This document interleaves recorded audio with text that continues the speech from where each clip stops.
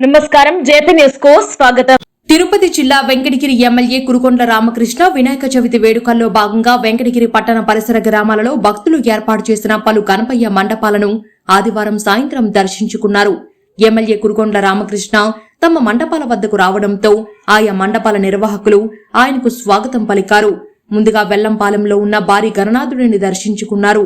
అనంతరం ఆంధ్ర బ్యాంకు వద్ద అయోధ్య అవతారంలో వెలిసిన విఘ్నేశ్వరుని దర్శించుకున్నారు.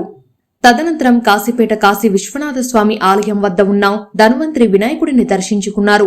ఈ సందర్భంగా కురుగొండ్ల రామకృష్ణ మాట్లాడుతూ దేశమంతా కుల మతాలకు అతీతంగా మొదటి పండుగగా నిర్వహించే వినాయక పండుగతో విఘ్నేశ్వరుడు ప్రజలు ప్రారంభించే ప్రతి పనిలోనూ తోడుండి నిర్విఘ్నంగా జరిపేందుకు తోడ్పడాలని భగవంతుణ్ణి కోరుకుంటున్నట్లు తెలిపారు.